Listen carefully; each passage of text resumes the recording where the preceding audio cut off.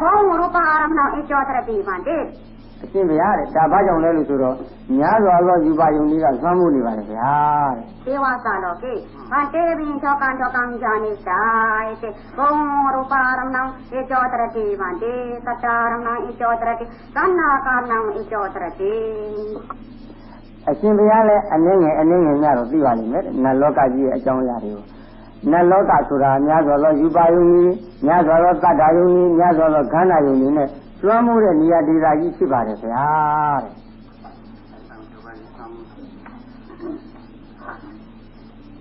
chúng ta đang đi vào đó thì cái đang ai cũng mà nào đi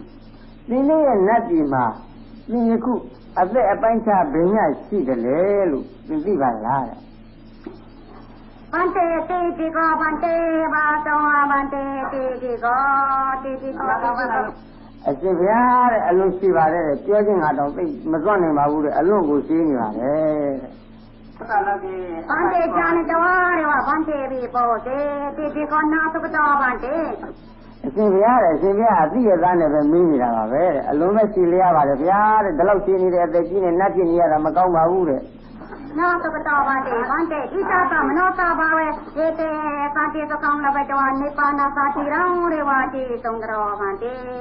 အရှင်ဗျာတဲ့ဤလူကြီးလောကမှာပဲတဲ့လူဘဝမှာပဲအလုံးအင်းမြလာတဲ့တန်တိတုခဆိုတဲ့ချမ်းသာကြီးရပြီးတကလားနိဗ္ဗာန်ကြီးကိုတစ်ဖက်ကန်းကိုကူးကံသွားလိုက်ရတာကပဲအလွန်ကောင်းပါတယ်ဗျာတဲ့ အဲ့ဒီပထမရေကညာတမ်းကိုသိတာဒီရောဟုတ်တာသသမညာတမ်းပြီးဟာဘုရားမီ သိတာကိုလည်းမီးမယ်မသိတာကိုလည်းမီးမယ်လို့ငါပဋိညာဉ်ပြုခဲ့တဲ့အတိုင်းယခုငါမေးတာပါပဲတဲ့ဆရာတို့ကပြန်ပြောပါတယ် ဒီအရင်တော့သတ္တတိတော့အမေရိကတဲ့တရားကာလပန်တော်ဒီ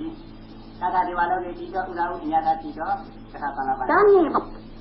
ယခုသင်ဟာတဲ့ဘယ်နေရာကနေပြီးတော့ငါတို့နဲ့စကားပြောနေပါလဲသင်တို့နေမန္တတိဆိုတဲ့နတ်ပြည်လောကကြီးကပဲတည်ပြီးတော့ငါတို့နဲ့စကားပြောပါလားတဲ့သို့မဟုတ်တပါးသောနတ်ဘုံနတ်ဌာနကနေပြီးတော့ပဲငါတို့နဲ့စကားပြောခြင်းမှုကိုပြုနေပါလား Bante ita ka nang wa bante ni jani tawati ete ita ni ma na tira ma ka bo to ko prene buta pro tira ka di ma ka buta ka na da ni senye ha ni iti jani taware wa se mano to pe ko no eti ro wa ita dewa sa lo ke mano sa lo ke ete mano sa lo ka satang gani to wa dewa sa lo ka satang ba ti to wa ete mano sa lo ka satma sa nang gani to wa ka ke se dewa sa te da nang sukhi tong sa ko ti no ko na sa ko ti no ko ete ka we se ma de အရှင်ဘုရားတဲ့အရှင်ဘုရားကလည်းဒီကြောင့်အရာတွေကိုလွန်စွာသိခြင်းကအလိုရှိပါလိမ့်မယ်ဗျာတဲ့တပည့်တော်တို့ယခုနေမန္တရိနတ်ပြည်ရောက်တဲ့အခါမှာတပည့်တော်ရဲ့ကျေးဇူးရှင်ဖြစ်တော်မူတဲ့မြတ်စွာဘုရားပြိဋိဘံပြုသွားတာပါလေဗျာတဲ့အဲ့ဒီအခါမှာတပည့်တော်တို့ရဲ့ဘုရားရှင်ကိုရောမြတ်ရဲ့သာသနာတော်မြတ်ကြီးဟာတပြေးနဲ့ဆုပ်ယုပ်တင်ခေါ်တဲ့အဖြစ်ရောက်ခဲ့ပါတယ်အဲ့ဒီဆုပ်ယုပ်တင်ခေါ်လာတာတွေသိရတဲ့အတွက်ကြောင့်တပည့်တော်တို့ကစိတ်မကောင်းဖြစ်ကြပြီးတော့အဘယ်အနည်းရှိတော့အဘယ်တစုံတစ်ယောက်သောလူကြီး၎င်းယဟန်ကြီး၎င်းမိန်းမကြီး၎င်းဤနတ်ကြီးကနေပြီးနတ်ကြီးနဲ့လူကြီးဤနှစ်ပြည်သောနှစ်ပြည်နှစ်ဆန်းနာကြီး၌ဤမနုဿလောကဆိုတဲ့လူလောကကြီးကအတန်ကိုဒီကြီးငါ၎င်းနတ်ပြည်လောကကနတ်ပြည်ရဲ့အတန်ကိုလူကြီးလောကချပြီးတော့စကားပြောခြင်းငါ၎င်းဤလိုလူကြီးလောကနဲ့နတ်ပြည်လောကကြီးဆက်သွယ်ပြီးတကလားသူတော်ကောင်းတရားတွေကိုကြားနာခြင်းငါ၎င်းသူတော်ကောင်းတရားတွေကိုယူဆောင်ခြင်းငါ၎င်းအဘယ်အနည်းရှိတော့အဘယ်တစုံတစ်ယောက်သောပုဂ္ဂိုလ်ဒီနတ်တို့ရဲ့ဒိဗ္ဗတည်သောဆိုတဲ့တကူဆန်းရမ်းသာနဲ့လက်ခံခြင်းကသွားနိုင်ပါလိမ့်မလဲလို့သွားနိုင်တဲ့ပုဂ္ဂိုလ်များရှိပါလားမရှိဘူးလားလို့အဲ့ဒီကိုတကြီးတို့လိုက်ရှားပါတယ်ခင်ဗျာ Siti kowe sira kali sidang poklara wa tita karena kota pira wa tatana rewa bante tiro opesi အဲ့ဒီလိုလိုက်ရှားတဲ့အခါမှာ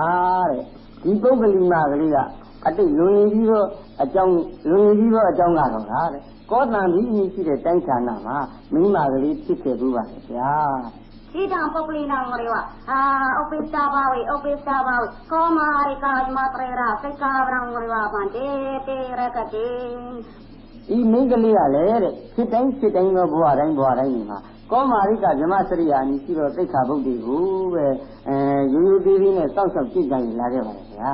Satori ita poklina dewasa ti sekta tu senga tila tu senga samarira tu senga ati santi. ဒါကြောင့်မို့လို့ဒီမင်းကလေးမှာနတ်တို့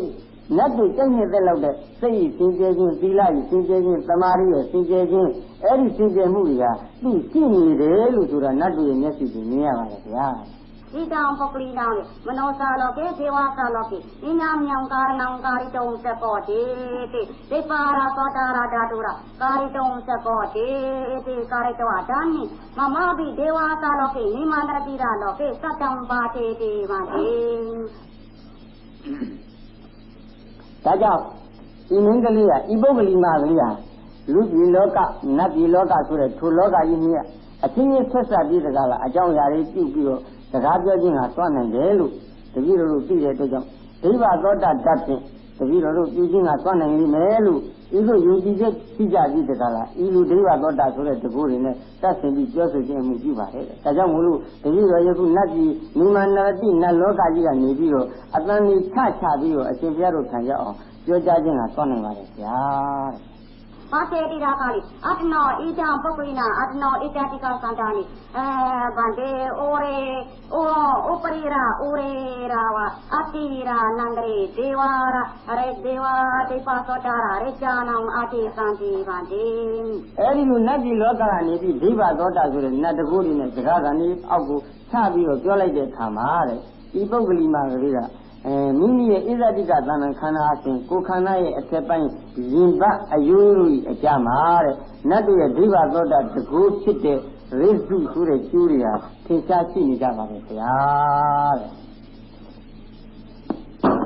Maka bauta bakawari wa bande maybe eka kata rangule wa te se bande tata beko pa prekia yata pa preka to beta tata nyana hawe kita hawesta no para na prita sia ita eka kata rangule wa tata ka he bande ka meka long te bande အရှင်ဘုရားတဲ့တတိတော်ရဲ့ဆရာဖြစ်တော်မူတဲ့မြတ်စွာဘုရားရှင်ကိုရောမြတ်ဟာတတိတော်အားခါတာကလေးတို့ကိုခေါ်ကြတော်မူပါတယ်တဲ့အဲဒီခါတာကလေးကတော့တတဘိက္ခုဘိက္ခုအစရှိတဲ့ခါတာကလေးပါပဲအဲဒီခါတာကလေးကိုကျမ်းနာရပြီးတဲ့ကာလတတိတော်ဟာမတ္တပါမက်တစ်ခုပြပါတယ်ဗျာတတိတော်မှာအဲဒီခါတာကလေးအစွမ်းအပြင်မတရားတစ်ခုတတိတော်ရလိုက်ပါတယ်ဗျာလို့သူပြောထားပါတယ် Hatita popolare wa bande hete wa dewasa bawa heta karanamure wa sabata bande ati sika munya namme ati bande nya sakarnana sabata bande စစ်တုန်းကပုဂ္ဂိုလ်တွေကနတ်ပြည်ရောက်တဲ့အခါနတ်ဘဝရောက်နေတဲ့အခါကျတော့ကောင်းတဲ့အကြောင်းလေးတစ်ခုရှိပါတယ်ဗျာတဲ့အဲဒီကောင်းတဲ့အကြောင်းလေးကတမ်းမပါဘူးတဲ့အလွန်လင်းမြန်တဲ့ဉာဏ်ရှိတဲ့အကြောင်းလေးပါပဲတဲ့အကျဉ်းကတော့ကောင်းတာဘာမှမရှိပါဘူးဗျာတဲ့နတ်ပြည်မှာ Muraka Dhamana Kali Sai Devaloke Yi Devata Nusa Loka Arandawa Dhamma Sunanti Tirani Bana Tumara Devaloka To Arata Devanama Nadesati Ameri Napasi bande မြတ်စွာဘုရားအသက်တော်ထင်ရှားရှိနေခါတော့ကနတ်ပြည်၆ဌာမှာနတ်ပြည်ဟာတဲ့သူဒီလောကလာကြပြီးတော့မြတ်စွာဘုရားတရားနာကြတယ်တဲ့ယခုတော့သင်တို့နတ်ပြည်နတ်လောကကလာကြတဲ့နတ်တွေဆိုတာငါတို့တယောက်မှမမြင်ရပါလားလို့ဆရာတော်ကမေးပါတယ် ita karanamure wa bande hatita karana hati wale ti suten ati lam manosa na rakati bande hati suten setan da paitawa nyam wa hati suten setan da paitawa rakati bande nyanya sekari ra karana wa sekari ra karana tekati bande ita no ke bong ekira na wa purisa na yewa pekuna namure wa bande tokan alam အရှင်ဘုရားတဲ့ဒီအကြောင်းဟာအချမ်းမဟုတ်ပါဘူးတဲ့ဒီလိုရှိတော့နတ်ဒီလာနိုင်နေဆိုတဲ့အကြောင်းအရာတွေဟာအတိတ်ကလူငယ်ရောအတိတ်ကဖြစ်ခဲ့တဲ့ပါခဲ့တဲ့အကြောင်းအရာတွေဖြစ်ပါတယ်အဲ့ဒီအကြောင်းကချမ်းမဟုတ်ပါဘူးတဲ့မိမိတို့အလွန်စင်ကြဲတဲ့သီလတွေရှိကြတယ်အလွန်စင်ကြဲတဲ့သီလရှိတဲ့အဲ့ဒီလူတွေကိုနတ်တွေကသူတို့အချင်း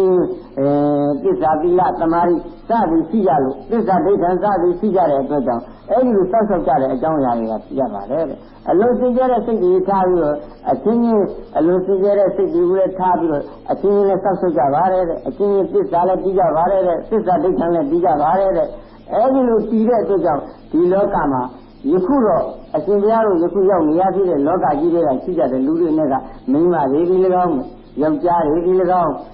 မိန်းမယောက်ျားတွေအသာထားလိုက်ပါဦးလေယဟန်တွေကလည်းအခုတွေကလည်းအနည်းငယ်များကလည်းကောင်းကြပါလေဗျာတဲ့တတော်ဘိဗတိဒေဝနာသောတဝနာပတိတာပတံပံတေရံဒါကြောင့်မို့လို့အရှင်ဘုရားတဲ့နတ်တွေကိုမြင်ခြင်းဟာမပြောအပ်တော့ပါဘူးဗျာတဲ့မမြင်လိုက်တော့ပါဘူးတဲ့မြင်လည်းမမြင်နိုင်ကြပါဘူးတဲ့ဒီလူတွေကိတတောသုဏန္တကာလေရဝဣတံပပလိရမောရဝတိတာကာရဏတိသုသင်္ဂရကာရဏအတိတောရဝရာဏိဘာတောသကောတေဝံတေအဲဒီလိုယခုတတိယလို့ပြောနေတဲ့အတန်ကလေးကိုယခုအရှင်ဘုရားတို့ကြားနေရတာကလေးတောင်မှပဲဗျာတဲ့ဒီပုဂ္ဂိုလ်မှကလေးရဲ့ရှင်းလွန်နေပြီးတော့အလို့စင်ကြဲတဲ့အကြောင်းအရာတွေရှိနေတဲ့အတွက်ကြောင့်ဒါယခုတတိယတို့ကလည်းနတ်ကြီးကချပြီးတော့ဒီဘသောတာနဲ့ပြောနိုင်ပြောခြင်းကသွမ်းနေပါတယ်ဗျာတဲ့သင်္နေပင်နေဣတာဗုဒ္ဓသာသနာဝရတိရာကာရဏဝရသင်္နေဥပလောတေသာနေရေဝယေဝရေဝစိတ်တကနာတုကတာကာရဏအတိသံတိဗန္တေဖြည်းဖြည်းနဲ့ဒီမြတ်စွာဘုရားရဲ့သာသနာတော်ကြီးဟာပွင့်လင်းခြင်းရဲ့အကြောင်းဖြည်းဖြည်းနဲ့ပေါ်လွင်ခြင်းရဲ့အကြောင်းတရားတွေကလည်းဖြစ်ပေါ်လာပါတယ်ဗျာတဲ့အဲ့ဒါတောင်းမှပဲအထူးသောပုဂ္ဂိုလ်တွေကသိမကောင်းတဲ့အကြောင်းအရာတွေရှိနေကြပါလေဗျာမယမနာဧဝမညမဣဒာနိဒေဝေအာရေဒိဋ္ဌဝါမနုဿာဘန္တေဒေဝနာမနောသနာဧကပုရိသဝအတိရောတိဧကဒေဝသနာဧကဒေဝပသန္တာကာလေဘန္တေမရဏန္တကာလနံဝေဝအတိတိဘန္တေဒီတော့ဆရာတော်ကထမေးပါလေသူတို့တွေကတော့ဒီလိုထင်တယ်ယခုကနတ်တရားအကယ်၍လူကြီးဆင်းလာကြတာတွေကိုများလူတွေကမြင်လို့ရှိရင်အလွန်ဝမ်းမြောက်ဝမ်းသာနဲ့ပေါ့လေသာသနာတော်ကြီးအလွန်ကြည်ညိုကြနေမယ်လို့ငါတို့ထင်တယ်လို့ဆရာတော်ကပြောလို့တာပါဒီတော့ဒီစကားလေးမဆုံးရင်သူကဘာဆက်ပြောလဲဆိုတော့အရှင်ဘုရားတဲ့နတ်တို့အားလူတို့တွေကယောက်ျားတယောက်သောယောက်ျားတွေ၎င်းတယောက်သောမိန်းမတွေ၎င်းအကယ်တယောက်သောနတ်သားကို၎င်းနတ်သမီးကို၎င်းမြင်လိုက်ရလို့ရှိရင်အရှင်ဘုရားတဲ့အဲ့ဒီလူတွေကပြေဖို့ရလားအကြောင်းရှိပါတော့တယ်ဗျာတဲ့ယောပိတောဝနာတကောတိနာတာစေဗန္တိအတိသောမာရိကာဒေဝသလောကအနန္တရိဗန္တိမနောသလောကကအနန္တရိအတိမနောသနာနာတုကတာကာနာတိဒုက္ကန္တာကာနာနေကမန္တိဒါကြောင့်မို့လို့အရှင်ဘုရားတဲ့ပြခြင်းကလည်းမစွမ်းနိုင်ပါဘူးတဲ့ပြလည်းမပြကြပါဘူးဗျာတဲ့ယခုသတုမှာတဲ့နတ်ကြီးရဲ့အကျမ်းနဲ့လူကြီးလောကထုနဌာနတို့ရဲ့အကျမ်းမှာဒီလူလောကကလူတွေရဲ့မကောင်းမှုတွေရဲ့အစွမ်းအပြင်အလွန်ကြီးမကောင်းတဲ့အနန္တယုတ်ကြီးတွေဟာအလွန်ကြီးပြန့်နိုင်ပြီးတော့ထွက်နေကြပါတယ်ဗျာဘုရားကဓမ္မစက်ကဘုဒ္ဓနာသုဒ္ဓဒေသနာကလည်းတွန်းတန်တမသုနိဝါမြတ်စွာဘုရားဒီတဲ့ဓမ္မစကြာတရားကိုဟောကြားတော်မူတဲ့အခါတုန်းကသင်္ဃဒီတရားကြားလိုက်ရကလားတဲ့သို့မဟုတ်မကြားလိုက်ရဘူးလားလို့ဆရာတော်ကထပ်မေးတယ်မှာတရားတော်ဒီကလို့ဆုံးကအန်တေဇင်းနာသာမန္တဘုဒ္ဓနာသုဒ္ဓဒေသနာကလည်းတွန်းတန်တမသုနိဝါလားသုနိဝါဒီတော့သူကထမ်းမိတဲ့အရှင်ပြဘာစကားပြောကြတော်မူပါလဲဗျာတဲ့ဒီတော့ဆရာတော်ကဓမ္မစကြာသုတ်တရားဟောကြားတော်မူလို့သင်အဲ့ဒီသုတ်နာလိုက်ရကလားတဲ့မနာလိုက်ရဘူးလားလို့ထမ်းမိတယ်တမ်းမြင်ဗန္တေပင်တဲ့စင်ကိုကောဗန္တေဒီတော့သူကနားလည်လွဲပြီးတော့ယခုအရှင်ဘုရားအဲ့ဒီတရားဟောမလို့ပါလားခင်ဗျာတဲ့ထမ်းမိတယ်ဗန္တေတဲ့စင်ကိုကောဗန္တနိတဲ့စင်နိသာနိဗန္တေပင်တဲ့စင်ကိုကောဗန္တေဟုတ်ပဲဘဂဝါတော်ကလည်းဘဂဝါပထမဓမ္မစကဘုဒ္ဓနာသုတ်တန်ခဲ့ပြီးရာတွန်တန်တမသုနိဝါနာသုနိဝါဗန္တေနာသနာမိဗန္တေမမပိနိမနတိဒေဝသလောကေဟောဗုဒ္ဓဒေဝတောင်းရတဲ့ဒေဝသလောကေတေစေဗန္တေအရှင်ဘုရားလည်းမကြားလိုက်ရပါဘူးတဲ့တပည့်တော်ကဒီနိမနတိနတ်ကြီးကနတ်သားဖြစ်နေပါတယ်မြတ်စွာဘုရားကိုရောမြတ်ကတာဝရိဏနတ်ကြီးမှာဟောကြားတော်မူပါတယ်ဗျာတဲ့ဒေဝနာတိရဒေဝသာတေဒေဝပုတ္တဝဒေဝသရဏစိတ္တဒေဝသာနောကေအာဟိတုံနာတကောတိဗန္တိ အရှင်ဘုရားတဲ့နိမနရတိနတ်ကြီးကနတ်သားကြီး၎င်းနတ်သမီးကြီး၎င်းအောင်းနဲ့ဖြစ်တဲ့နတ်ကြီးတွေလာခြင်းကမသွားနိုင်ပါဘူးဗျာစေကာရူပန္နာရီတဝါရောအကိတုံတကောတိဟောနာရိကာရူပံမေဝအာကာရတဝါအကိတုံတကောတိဗန္တေမနောပတ္တလောကေသယံအကိတုံနာတကောတိဩလာရိကယုတ်ကြီးတွေဖန်ဆင်းပြီးတကလားတက်စီးလာရပါတယ်ရှင်ဗျာဩလာရိကယုတ်ကြီးဆောင်းကြီးတကလားလာရပါတယ်တဲ့သို့သောအောင်းနဲ့ဖြစ်သောနတ်ပြည်တို့ကိုတောင်မှဩလာရိကယုတ်ကြီးဖန်ဆင်းပြီးတော့လာခဲ့ရလို့ရှိရင်အရှင်ဘုရားတို့လူကြီးလောကမှာရှိတဲ့လူဟောကြားတော်မူတဲ့တရားပွဲတွေလာခြင်းနာမူကအဘယ်မှလည်းသွားနိုင်ပါမလို့ဗျာ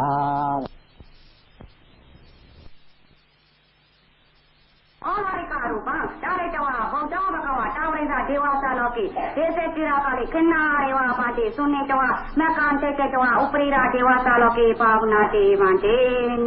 မြတ်စွာဘုရားတာဝရိနတ်ကြီးမှာတရားဟောကြားတော်မူခြင်းခါကဩလာရိကယုတ်ကြီးဖန်ဆင်းပြီးတကလားမြတ်စွာဘုရားရဲ့တရားတော်ကြီးလာပြီးတော့ခဏလေးလောက်ပဲလာနာလိုက်ပြီးတော့မက်ဖို့တီးတဲ့အတွက်ကြောင့်အထက်နတ်ကြီးတတိတို့အခက်မဲ့တက်သွားကြပါတယ်ဗျာဒုတိယဘူဒုတိ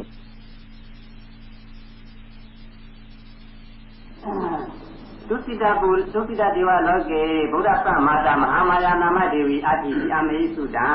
တံဇာတိသုတိတနတ်ပြည်မှာတဲ့ဘုရားဤမေတော်ဖြစ်သောမဟာမာယာဒေဝီအမည်ရှိတဲ့မိဖုရားကြီးဟာရှိတယ်လို့ဒီစကားငါတို့ကြားရဘူးတဲ့ထိုမိဖုရားကြီးသင်သိသလားလို့ဆရာတော်ကမေးပါတယ်ဒုတိယဒေဝဘောတင်ဘုရားမတာရဟောတင်လို့ကောပါလေနိုင်ဗုဒ္ဓသာဘောဓိပတ္တသာဘောဓိပတ္တသမာတာဘောဓိပတ္တဝိကြိတောဟာ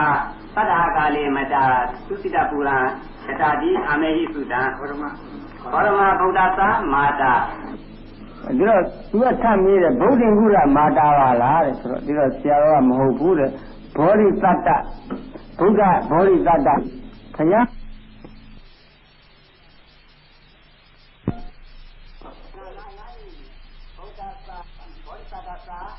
ဘု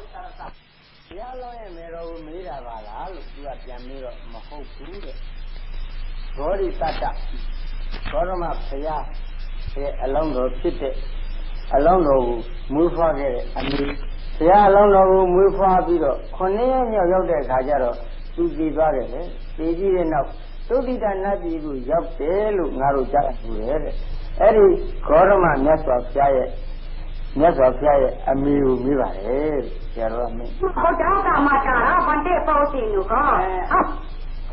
သိပါပြီရှင်ဗျာတဲ့ရှင်ဗျာယခုဂေါရမဘုရားရဲ့အမေကိုမေးတာမဟုတ်ပါလားဗျာတဲ့သူကပြန်လျှောက်တယ်ဒီပါတဲ့အတန်တော်ရောဣတာဂေါရမဘုရားကမတာရဂေါရမဘုရားကမတာရသာနံဒေစေတောတရှိပါတယ်ရှင်ဗျာတဲ့ရှိပါတယ်တဲ့ရှိလို့ဒီသုတိတနတ်ပြည်မှာဂေါရမဘုရားရဲ့အမေကိုဂေါရမဘုရားရဲ့မေတော်အရာပေးပြီးတော့ထားပါတယ်တဲ့ဧကမာယာတိ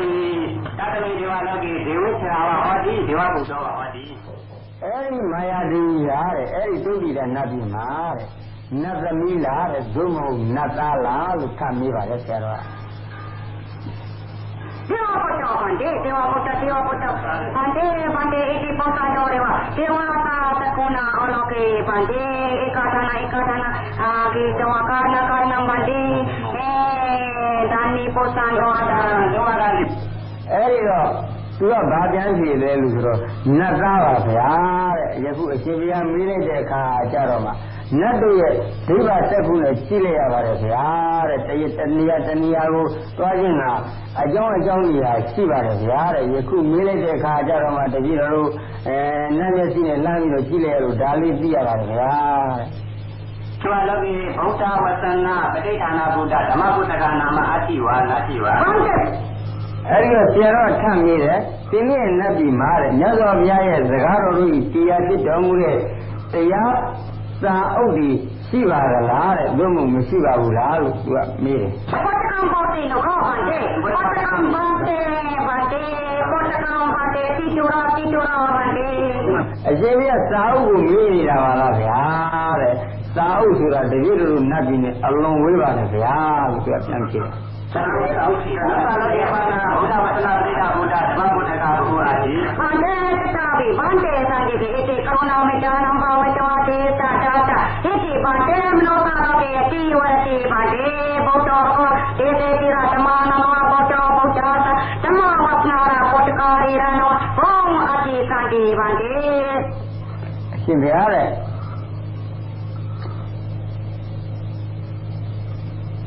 လူပြည်လောကလူဌာနမှာတော့ကားတဲ့မြတ်စွာဘုရားရဲ့စကားတော်ကြီးတရားဖြစ်တဲ့ညာတော်စာအုပ်တွေရှိနေကြပါတယ်ဒါကြောင့်လို့အရှင်ဘုရားရဲ့ထံတော်မှာအဲဒီလိုမေတ္တာကရုဏာတွေပွားပြီးတော့ဟောကြားတော်မူပါတရားဓမ္မတွေကြားတော်မူပါကြားတော်မူပါလို့မနုဿလောကကြီးမှာပဲတရားဓမ္မတွေဟာအလုံးလျားမှာပွင့်လင်းနေတော်မူပါတယ်မြတ်စွာဘုရားဟာတဲ့မြတ်စွာဘုရားကြီးဟောကြားတော်မူတဲ့တရားတော်တို့ဟာတရားတော်တို့ဒီ၎င်းမြတ်စွာဘုရားရဲ့တရားတော်ကြီးတရားဖြစ်တော့စာအုပ်တို့ဒီ၎င်းများစွာတည်ရှိနေပါတယ်ဗျာတဲ့တတော်ပြီဒီဒီဝါနနောဇမနနောဗန္တေသုနိတောပတိအိဋ္ဌံဒီယေဝဇမနနောယေဝဒီဝါနနောဒီသုနိတောနာတကောတိဗန္တေပေယံဒီမနောသာတော်ကေအဝိတုံနာတကောတိဗန္တေ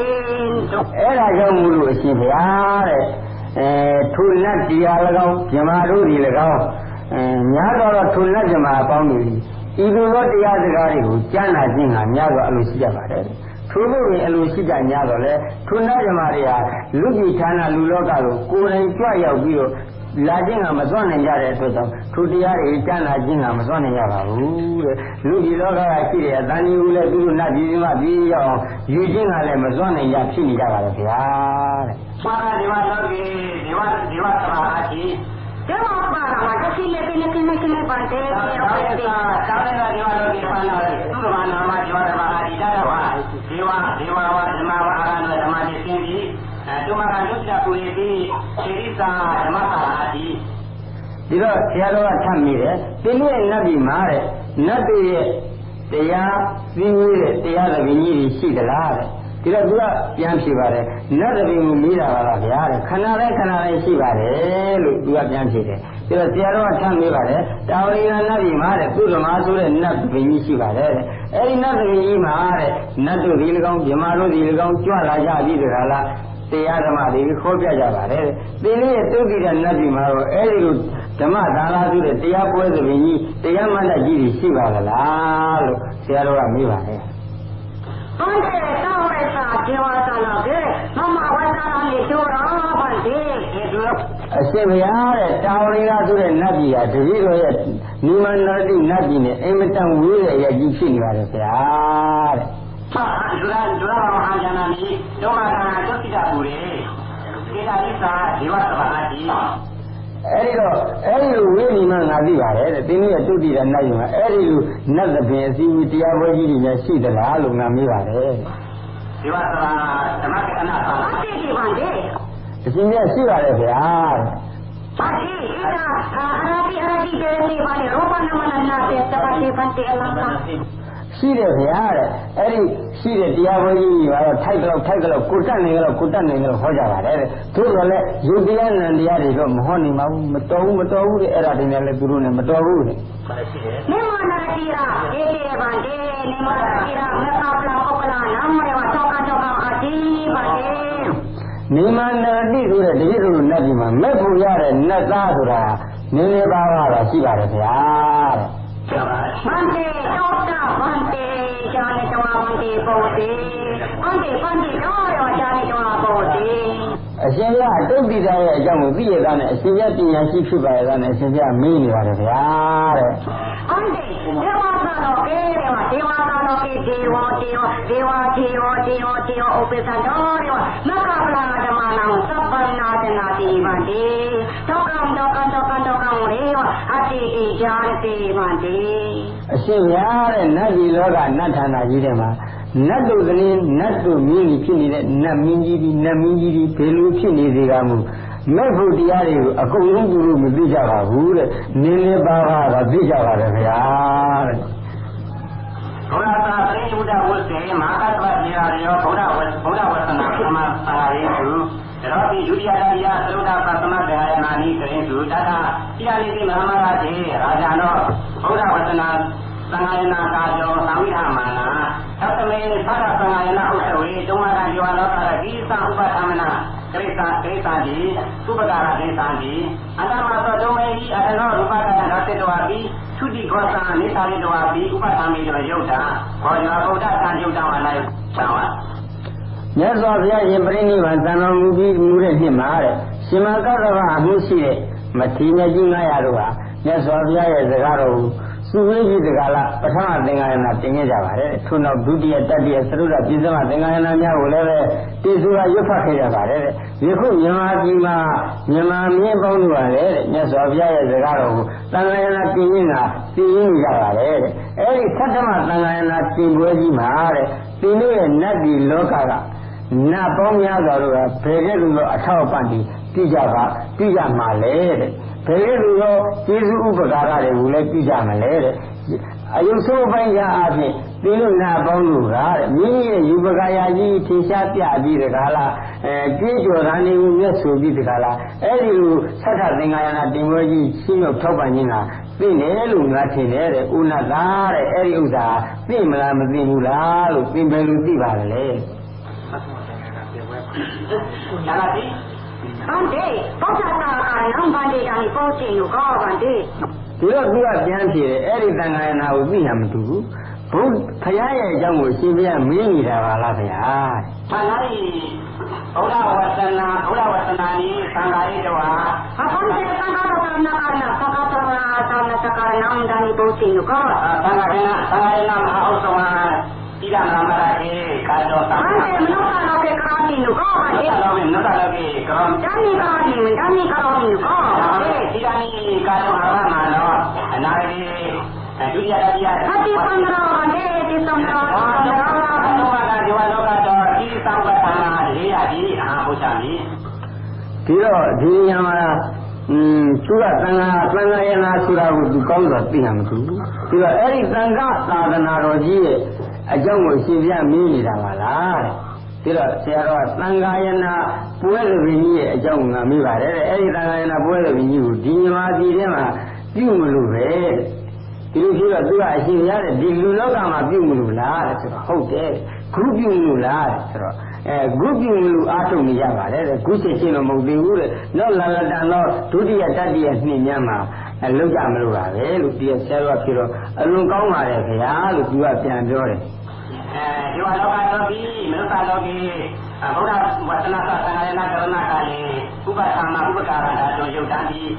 မမမဒီတော့အမနောကာကေဗန္ဒေဝိဒါနိပောတာဝကြာယောမာကာဗန္ဒေဝိဣတိပိုချင်နုကောမမကုဏံပောတာပောဖောင်းရှောအေသေဗန္ဒေဒါနိဣတံဝါသံဃာရိရာကာနာတာကနောဒါနိမနောကာကေကာရိတုံအရတိနုကောနာအရတိနုကောဣတိပိုချင်နုကောဗန္ဒေဒီတော့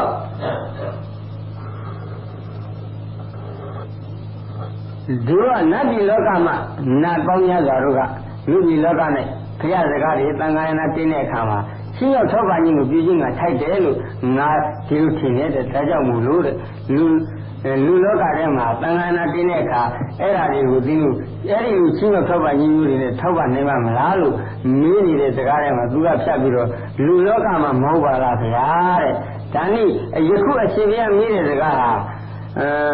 တတိတော်တို့ကိုဒီလိုမေးနေတာဆိုလားဗျာတဲ့တတိတော်ကလည်းအရှင်ဘုရားကိုအဲ့ဒီလိုထပ်ပြီးတော့တဖန်ဒီစကားကိုရှင်းအောင်မေးခြင်းကလိုရှိပါသေးတယ်တဲ့ယခုအဲ့ဒီသံဃာယနာဆိုတဲ့ပွဲသဘင်ကြီးကိုသံဃာယနာဆိုတဲ့အကြောင်းအရာကြီးကိုပြုလုပ်တဲ့အခါမှာလူလောကမှာပြုခြင်းကထိုက်သလားတို့မို့မထိုက်ဘူးလားလို့အရှင်ဘုရားမင်းနေတဲ့စကားပါလားဗျာစိတ်နုဿလောကေသံဃာယနာဟောလွယ်သံဃာယနာဝိတ္တိဒါကျုံလာဒီဝလောကကျောဥပသမ္မာကာယယုတ်တာမနောကနာသာရီဝရပိတဝါဒီကာယယုတ်တာသာဓုကာရီသုတိကောသမိပိသာဝိတဝါဒီဥပသမ္မာကာယယုတ်တာဒီသမ္မာမေတိဒါရိသဒီသဥပသမ္မာဒါကြောင့်သက္ကုနေယုံဒီအာဘုရားမိဒါကြောင့်သက္ကုနေယုံဝနာဝအာဘုရားမိအဲ့ဒီတော့ ဆရာတော်ကဒီစကားဘယ်လိုပြန်ပြောလဲဆိုတော့မဟုတ်ဘူးတဲ့လူကြီးလောကမှာသံဃာနာဘွဲကိုပြုနေတယ်တဲ့အဲ့ဒီတော့သင်ရဲ့နတ်ကြီးကချင်းရောက်ထောက်ပံ့ခြင်းကိုပြုခြင်းကသင့်တယ်တဲ့လူကြီးလောကမှာလူပေါင်းများစွာတို့ဒီတဲ့သရသတိတို့တူပါပြီးတော့လာအောင်ပြုခြင်းကသင့်တယ်တဲ့